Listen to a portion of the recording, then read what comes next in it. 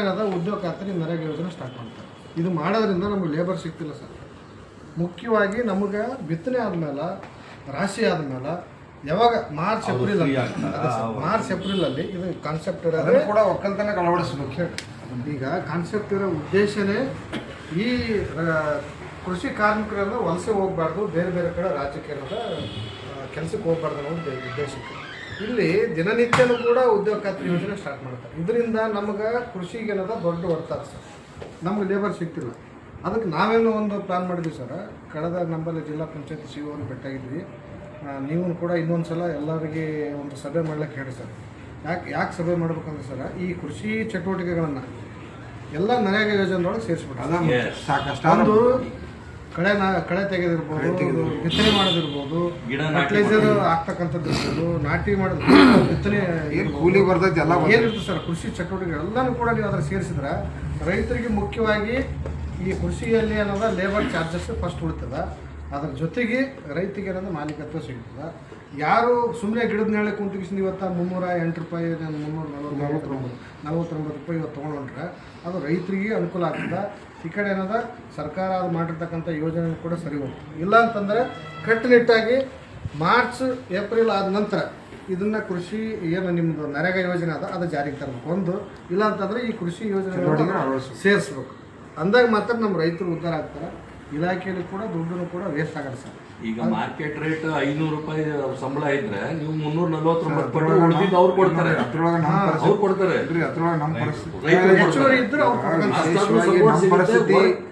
Value for money ಅಲ್ಲಿ ಸಿಗುತ್ತೆ.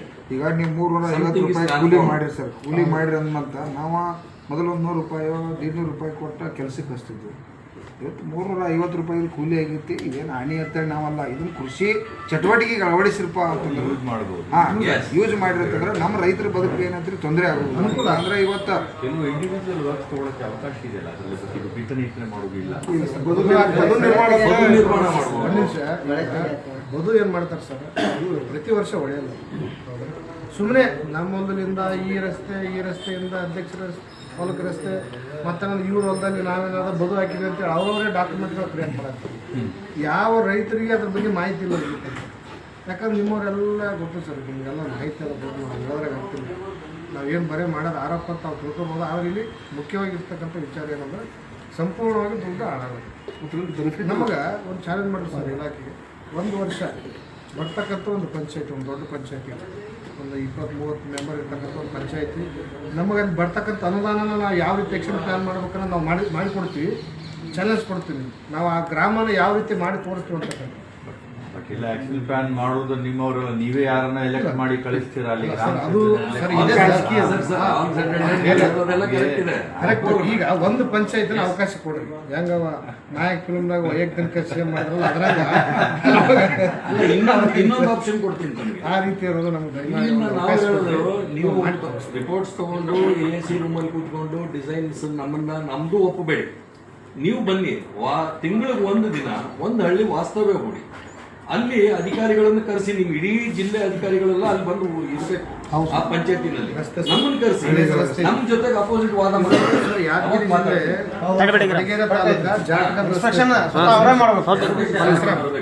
ಇದು ಜಾಟಗಲ್ ರಸ್ತೆ ಅಂತ ಹೇಳಿ ಸರ್ ಪಂಚಾಯತ್. ಇವತ್ತಿಗೆ ಕೂಡ ನೀವು ಊರಲ್ಲಿ ತೋರಿಸ್ತೀನಿ. ನಮ್ಮ ಗ್ರಾಮದಲ್ಲಿ ಒಂದು ಶಾಪುರ ತಾಲೂಕು, ಅವ್ರು ಹೊರಗೇರಿ ತಾಲೂಕು, ಆ ಹಳ್ಳಿಯಲ್ಲಿ ಸರ ಓಡಾಡ್ಲಕ್ಕ ರಸ್ತೆ ಇಲ್ಲ.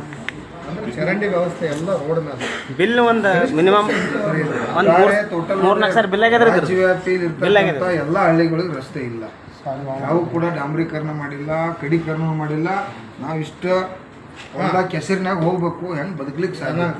ನಾವು ಪ್ರಜಾಪ್ರಭುತ್ವ 79 ವರ್ಷದಾಗ ನಮಗೇನು ರೈತರಂದ್ರೆ ನಮಗೆ ಬೆಲೆ ಆಯ್ತು ಇಲ್ಲ? ಬೆಲೆ ಅಂದರೆ ಬೆಳೆದಂಥ ಬೆಳೆಗೆ 79 ವರ್ಷ ಸ್ವತಂತ್ರ ಇದಕ್ಕೂ ಬೆಲೆ ಇಲ್ಲ. ನಾವು ಕೂಡ ಈ ಸಮಾಜದಾಗ ಟ್ಯಾಕ್ಸ್ ತುಂಬಿತು. ನೋಡ್ರಿ, 1 ಟನ್ ಕಬ್ಬು ಬೆಳೆದ್ರೆ ಗೌರ್ಮೆಂಟ್ ಸ್ಪ್ರೀಟ್ ಅಂದ್ರೆ ಅಬಕಾರಿ ಖಾತೆ ಅಂದ್ರೆ 5,000 1 ಟನ್ನಿಗೆ ಕಟ್ಟು 50,000 ಕೋಟಿ ಗಂಟೆ ಸರ್ಕಾರಕ್ಕೆ ಲಾಭ ಆಗ್ತದೆ. ನಾವು ಏನು ಈ ಪ್ರಜಾಪ್ರಭುತ್ವ ಅದು ಇಲ್ಲ ಲೆಕ್ಕ. ಇದೇ ಸಿಟಿಯಾಗಿನ ರೋಡು ಕುರಿತಾಗ ಒಂದೇ ದಿವಸನಾಗ ಮರುದಿವಸ ಮಾಡ್ತೀವಿ. ಯಾಕೆ ಹಳ್ಳಿಗಳ ಜನಾಂಗ ಇಡೀ ಈ ಸಿಟಿಗೆ ಊಟ ತಂದು ಕೊಡ್ಬೇಕಂತಂದ್ರೆ ಇವ್ರಿಗೆಲ್ಲ ಕಬ್ಬು ತರಬೇಕು, ಮತ್ತೊಂದು ಬೆಳೆ ಉತ್ಪಾದನೆ ತರಬೇಕಂದ್ರೆ ನಾವು ಹೆಂಗೆ ತರಲಿಕ್ಕೆ ಸಾಧ್ಯ ಇರ್ತೀವಿ? ಇದಕ್ಕೆ ತಾವು ಉನ್ನತ ಮತ್ತು ಅಧಿಕಾರಿಗಳು ಇದ್ದಾರೆ, ಇದನ್ನು ಮೇಜರ್ ವಿಷಯ ಇದೆ. ಸರ್ ನೀವು ಬಹಳ ಬುದ್ಧಿವಂತರು. ಇನ್ನೊಂದು ಪಾಯಿಂಟ್ ನೆನಪಿಡಿ, ಹಳ್ಳಿ ಮಕ್ಕಳಿಗೆ ಹೆಣ್ಣು ಕೊಡ್ತಾ ಇಲ್ಲ. ಗೊತ್ತಾ ಇಲ್ಲ, ರಸ್ತೆ ಸಮಸ್ಯೆ ನೀವು ರಸ್ತೆ ಇಲ್ಲ, ಅಲ್ಲಿ ಟಾಯ್ಲೆಟ್ ಇಲ್ಲ, ಮಕ್ಕಳು ಸರ್ ನಮ್ಮ ಶಾಲೆ ಹೋಗ್ಬಿಟ್ಟಾರೆ, ಶಾಲೆ ಹೋಗ್ಬಿಟ್ಟಾರೆ, ರೋಡೇ ಇಲ್ಲ,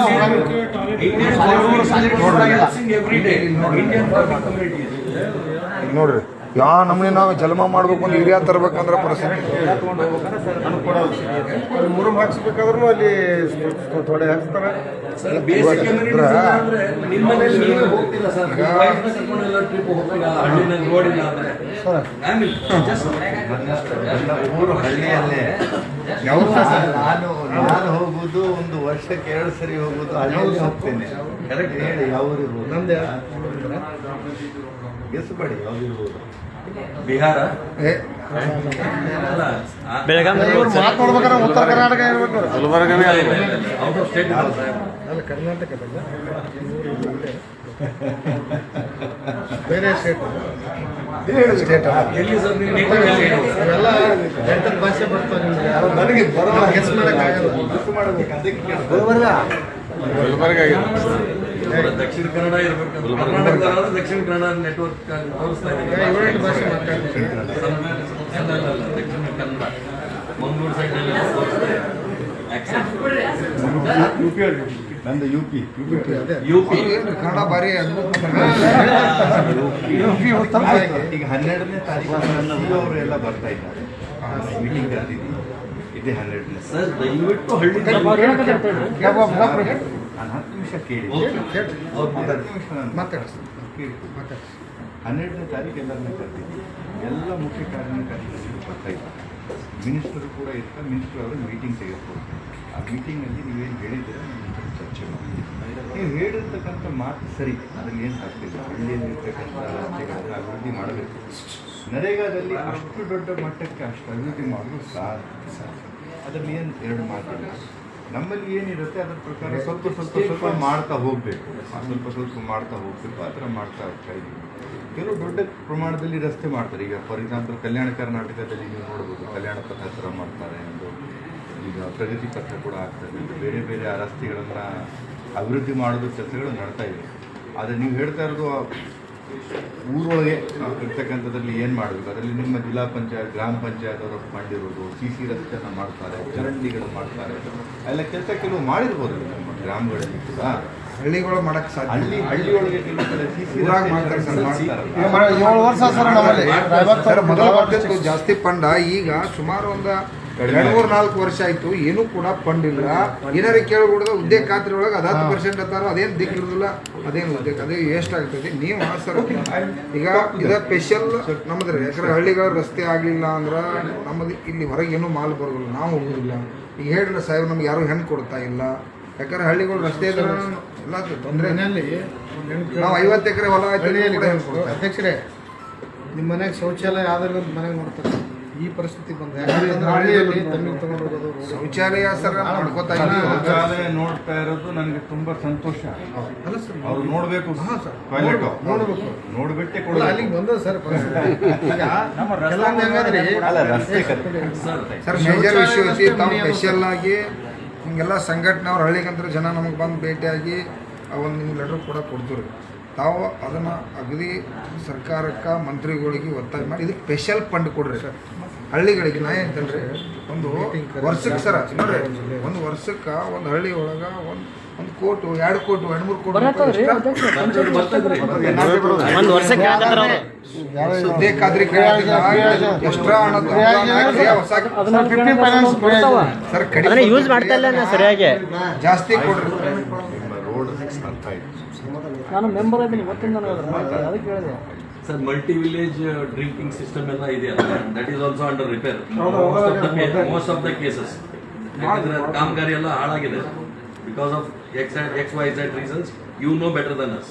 ಅದೆಲ್ಲ ಹಾಳಾಗಿದೆ. It has to be reinstated in good condition. ಇದು ಸರ್ ಇನ್ನೊಂದು ಸರ್ ಹಳ್ಳಿಯೊಳಗೆ ಸರ್ ಜಲಕುಂಭ ಕೊಡ್ರಿ 15 finance ಏನ್ ಕುಡ್ಲಿಕ್ಕೆ ನೀರುಗಳಿಗೆ ಜಲಕುಂಭ ಕೊಡ್ತಾ ಇದ್ರು. ಹೌದು. ಈಗ ಜಿಲ್ಲಾ ಪಂಚಾಯತಿ ಕೂಡ ಇಲ್ಲ, ಅಲ್ಲಿ ಕೂಡ ಯಾರು ಮೆಂಬರ್ಗಳು ಇರೋದಿಲ್ಲ, ಅಲ್ಲಿ ಏನು ಕೆಲಸ. ನಮಗೆ ಜಲಕುಂಭ ಕೊಟ್ಟಿರ್ತಂದ್ರ ಹಳ್ಳಿ ಒಳಗೆ ಒಂದು 4 ಕುಟುಂಬ ಇದ್ದಲ್ಲಿ ಕೊಟ್ಟಿರಪ್ಪ ಅಂತಂದ್ರೆ ಕುಡ್ಲಿಕ್ಕೆ ನೀರು ಬೇಸಿಗೆ ತೊಂದರೆ ಆಗುದಿಲ್ಲ. ದನಕರುಗಳಿಗೆ ಅದು ಕೂಡ ಅವಶ್ಯಕತೆ ಐತಿ, ಜಲಕುಂಭ ಕೂಡ ಅವಶ್ಯಕತೆ ಐತಿ. ಮೊದಲೆಲ್ಲ ಫಂಡ್ ಬರ್ತಾ ಇತ್ತು, ಈಗ ಯಾಕೋ 3-4 ವರ್ಷ ಆಯ್ತು ಏನು ಫಂಡ್ ಇಲ್ಲ ಅಂತೇಳಿ ಇದನ್ನ ಮಾಡ್ತಾ ಇದ್ರೆ ನಮಗೆ ಮೇಜರ್ ಕೆಡಿಸೋ ಪದ್ಧತಿ ಇದೆ. ಜಲಕುಂಭ ಇದ್ದಿದ್ದನ್ನು ಒಡೆದು ಹಾಕಿದ್ರು ಹಿಂದೆ. CC ರಸ್ತೆ ಬಂತ, ಜಲಕುಂಭ ಹೊಡೆದಾಯ್ತು. See, what we are talking is which is not used sensibly for a long term. Why is this happening? Sir ಈಗ ಫಿಲ್ಟರ್ ಪೆಟ್ರೋಲ್ ಸರ್ ಗೌರ್ಮೆಂಟ್ ತುಂಬ ಫಿಲ್ಟರ್ ಸಂಪೂರ್ಣ ಬಂದು ಅದ್ರ ನಿರ್ವಹಣೆ ಇಲ್ಲ ನಿರ್ವಹಣೆ ಇಲ್ಲ. ಇದು ಮಾಡಿದ್ರು ನಿರ್ವಹಣೆ ಇಲ್ಲ. ಮತ್ತೆ ಹಳ್ಳಿ ನೀರೆಲ್ಲ ಸರ್ ನಮ್ದು ಹಿರಿಯ DAP ಕಾಂಪ್ಲೆಕ್ಸ್ ಹಾಕೋದಿದ್ರೆ ಸಂಪೂರ್ಣ ನಮ್ಮ ನೀರಿನ ಜಲಮಾಲಿನ್ಯ ಕೂಡ ಹಾಳಾಗಿದೆ. ಯಾಕಂದ್ರೆ TDS 1200 TDS ಬಂದಿದೆ. ಅದನ್ನ ನೀರು ಇವತ್ತು ನಮ್ಗೆ ಕುಡ್ಲಿಕ್ಕೆ ಹೋಗ್ಬಿಡದ ಕಪ ಮಕ್ಕಳಿಗೆ ಎಲ್ಲ ಕಡೆ ತೊಂದರೆ ಆಗೋದು ಕೂಡ ಅದನ್ನು ಶುದ್ಧೀಕರಣ ಮಾಡ್ತಕ್ಕಂಥದ್ದು. ಇವು ಏನು ನೀವು ಇದನ್ನು ಕೊಟ್ಟಿರಿ ಅವು ಸರಿಯಾಗಿ ಅದರ ನಿರ್ವಹಣೆ ಕೆಲಸ ಆಗಲಿಲ್ಲ.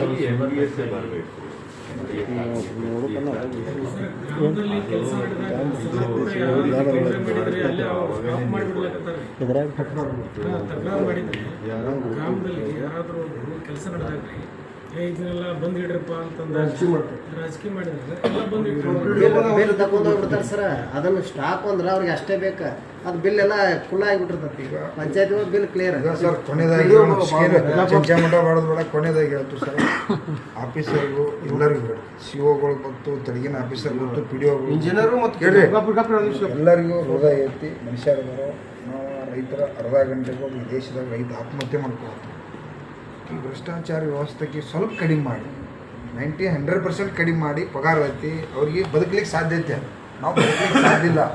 10 ವರ್ಷದಿಂದ ಏನು ರೇಟ್ ಅದಾವಲ್ಲ ಇವತ್ತು ಕೂಡ ಅವರ ರೇಟ್ ಅದಾವನ್ನ ಹೆಂಗೋ ಜೀವನವನ್ನು ಸಾಕ್ಷಾತ್ ಸರ್ಕಾರ ನೆರವಿಲ್ಲ, ಕಾರ್ಯಾಂಗಿಲ್ಲ, ನ್ಯಾಯಾಂಗಿಲ್ಲ, ಶಾಸಕಾಂಗೂ ಇಲ್ಲ. 79 ವರ್ಷದಿಂದ ನಾವೇನತ್ತು ಮನುಷ್ಯರಿಗೆ ಅವ್ರಿಗೂ ಮನಸ್ಸೆತ್ತಿ ಹೃದಯ ಎತ್ತಿ ಈ ಭ್ರಷ್ಟಾಚಾರಕ್ಕೆ ಕಡಿಮೆ ಮಾಡಿರಪ್ಪ ಅಂದ್ರೆ ತಗೋತಕ್ಕಂಥ ಏನು ಒಂದು ಸ್ವಲ್ಪ ಭ್ರಷ್ಟಾಚಾರಕ್ಕೆ ಕಡಿಮೆ ಆತಪ್ಪ ಅಂದ್ರೆ 100% ಅದು 75% ಕೆಲಸ ಆತಂದ್ರೆ ಅಲ್ಲಿ ಗಟ್ಟಿ ಕೆಲಸ ಆಗ್ತೈತಿ ಅನ್ನೋಂಥದ್ದು ಕೂಡ ಗೊತ್ತಾಯ್ತು. ನಾಳೆ COಗಳು ಬಂದಾಗ ಕೂಡ ನಮ್ಮ ರಿಕ್ವೆಸ್ಟ್ ಐತ್ರಿ ಸರ, ಇದು ನಾವು ಸಾಧ್ಯದಷ್ಟು ಹೋರಾಟ ಮಾಡ್ತಿದ್ದು ಪ್ರಯತ್ನ ಬೇರೆ, ಆದರೂ ಅದನ್ನು ಕೊಡೋ ಮಟ್ಟ ಕೆಲಸನ ಮಾಡೋಂಗಿಲ್ಲ, ಸಾಂಕ್ಷನು ಕೊಡೋಂಗಿಲ್ಲ, ಅಲ್ಲಿ ಏನೂ ಕೂಡ ವರ್ಕ್ ಕೊಡೋಕ್ಕೆ ಸಾಧ್ಯ ಇಲ್ಲ.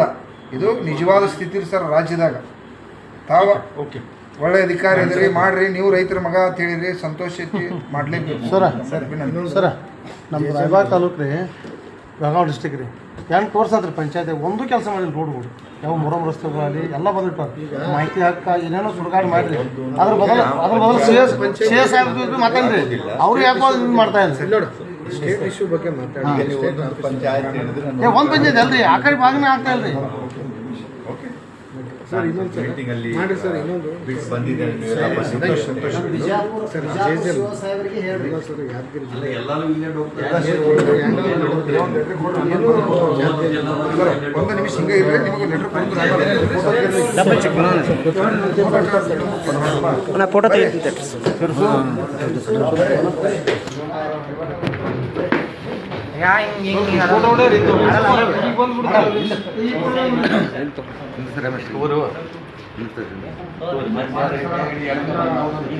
ಅಣ್ಣ ಸರ್ ಇಲ್ಲಿ ನೋಡಿ,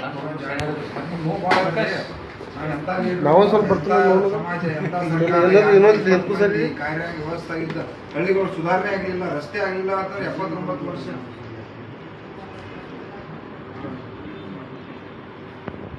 ಸ್ವಲ್ಪ ಹೆಂಗಸರು ನೋಡಿದ್ರಲ್ಲೇ